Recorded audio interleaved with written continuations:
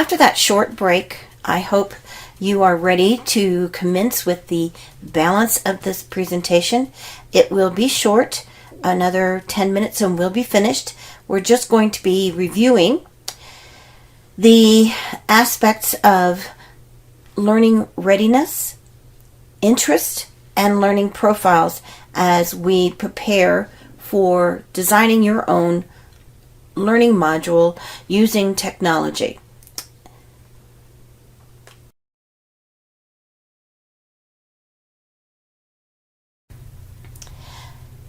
Our concept that we're going to talk about next is students' readiness.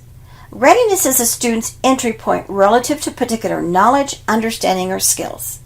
Now, reflect for a moment. Have you ever been in a class or a situation where you just felt like you did not belong? Maybe you didn't understand.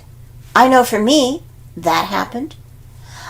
My first semester at Texas A&M, as I was studying for my doctorate, I had to take a social theory in construction class. Construction class in sociology. Oh my gosh.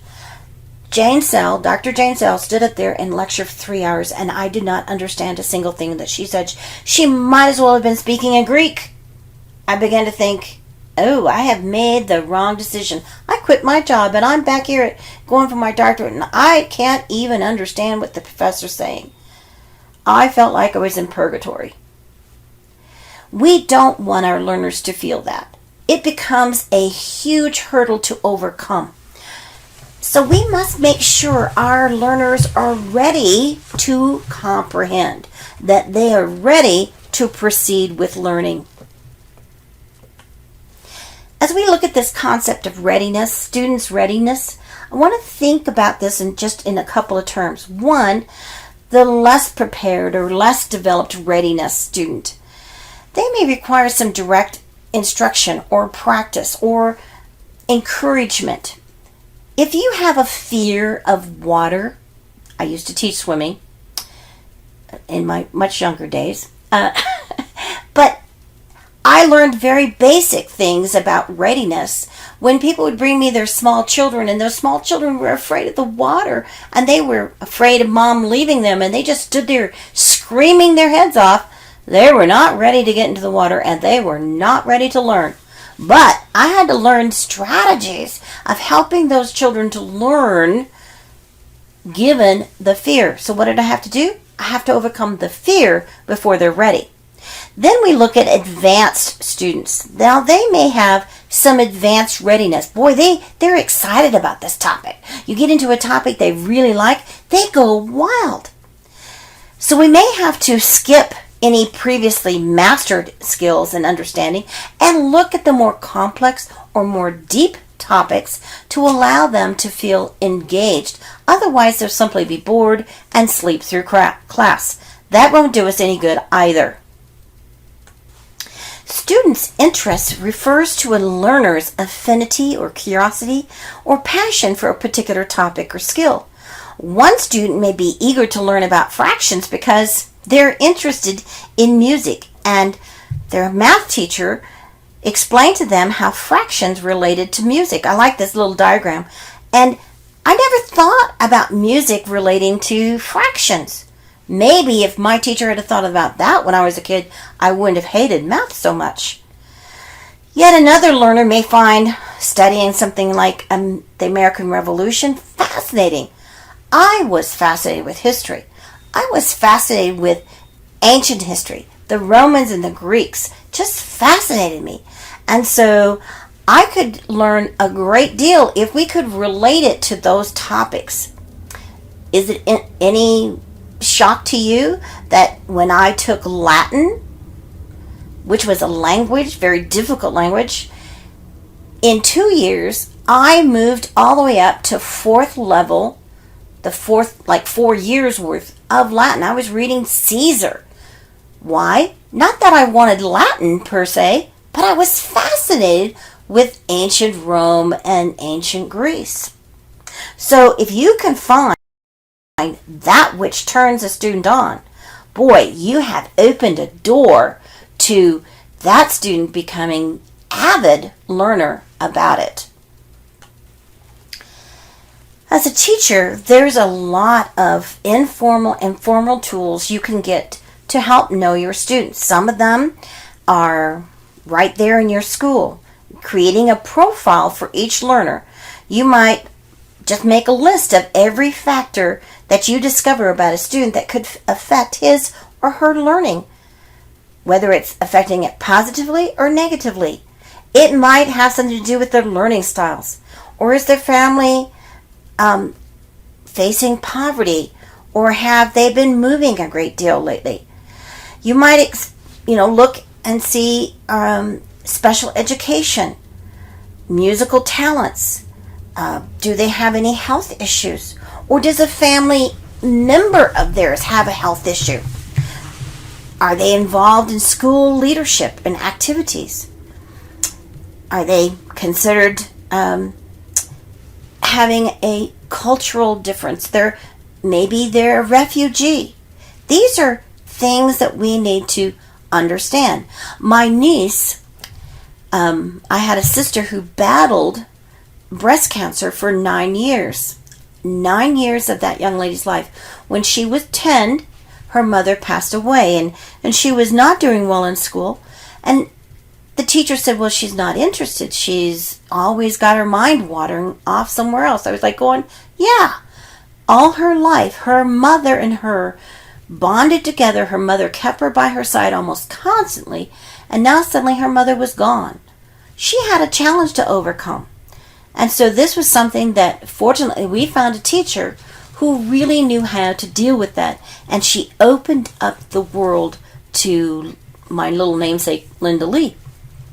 So thank you very much to that wonderful teacher. Made all the difference to her. Creating a learner profile has to do with the ways in which a learner learns. Therefore, it may be shaped by intelligence preferences, gender bias, culture, learning styles. Some students need to discuss concepts with their peers to learn them well. Others tend to be better alone and quietly by writing. Other students need to verbalize. Whereas some students learn easily from the part to whole approach, others need to see the big picture before getting specific parts to make sense.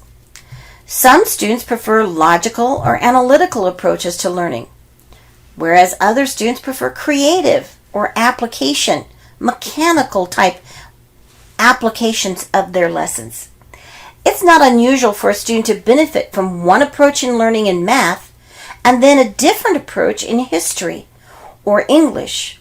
So it's important that you keep maybe a file folder, or I keep an electronic file on each of my students, because as a college professor, I tend to get a student maybe this year in fall semester, and then I don't get them again until the following fall, or now I get a whole bunch of them during the summertime. And by having it electronically, I can go back and pull it up and remember everything about them. I wish I could remember them all by heart, but when you have 200 or 300 a semester, it's a little bit of a challenge.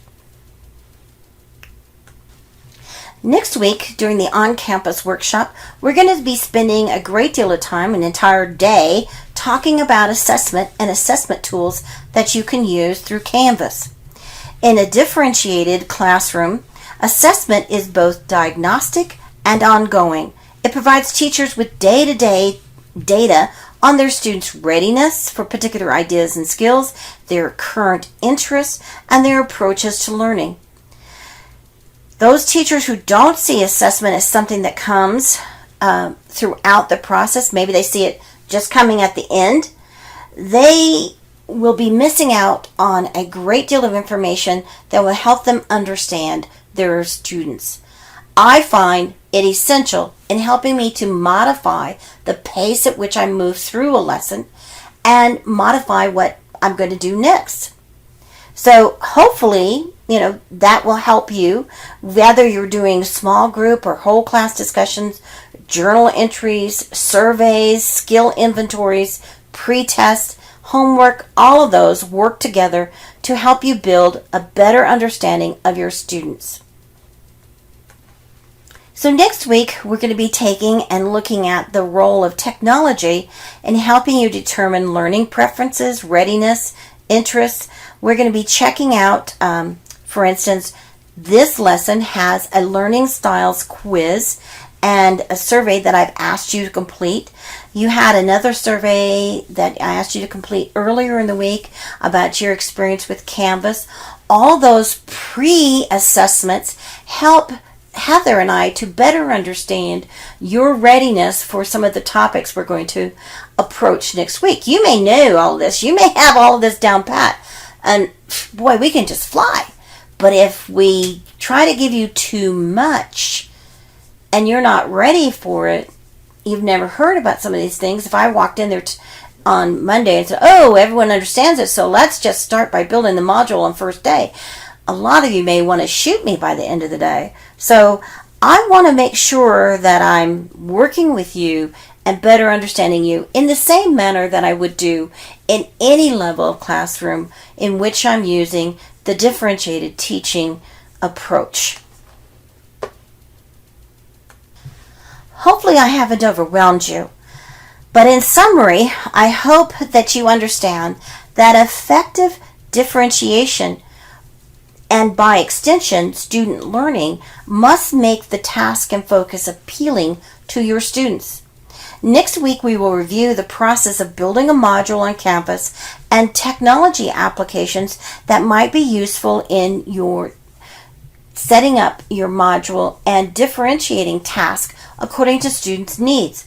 We'll be looking at how to do this based upon a lesson plan of your own choice. So I want each one of you to think about a lesson that maybe you've had difficulty this past year with your students. Maybe you have a topic that's been assigned to you next year that you've never taught before. Well, go on to one of the different links that I give you on the assignment for the lesson plan and find a lesson plan that you might like to modify to have part of it being online, part of it using Canvas, whether it's in the classroom or not. Let's talk about the different possibilities that you might be able to do. If you're an administrator and you don't have lesson plans, maybe it's a teaching in-service training workshop that you're going to do, and you're going to do part of it online and part of it in face. So this is a way that you can develop it for this workshop. So everyone, hopefully, will be able to tie in all of these concepts next week as we design this module. As I wrap up this lesson, I want you to take a look at the learning style survey. I want you to take a look at that discussion. We're going to be doing the discussion in a group, and I know I may be stretching your boundaries a bit, and we can talk about this more in the on-campus workshop next week. We're going through a process here, much like you do with your students. Differentiation is a journey. It's not a one-stop. It's not we're not getting onto the train and being at our destination and being there. We have a ways to go. We are just laying out the map, so to speak. And so hopefully you're going to be able to hang in there with me, and we're going to have a delightful week. I'm looking forward to it. I have so many fun activities planned. Oof, it just gets me excited. I'm going to have to narrow them down. So I hope you're as excited as I am about this. But if you have any questions, the only bad question is a question that goes unasked. So please send me a message on Canvas. Post it in the classroom forum. If you're really disturbed, please pick up the phone and call me, because my office phone forwards to my cell phone. If it's too late at night, I won't answer. But leave me a message and I'll call you in the morning. I want to help you unlock the power of Canvas, unlock the power of technology to help you to better reach those students and their needs in your classroom. Okay, and with that, I say thank you very much. I hope you have a great day, and I'm looking forward to seeing you next week.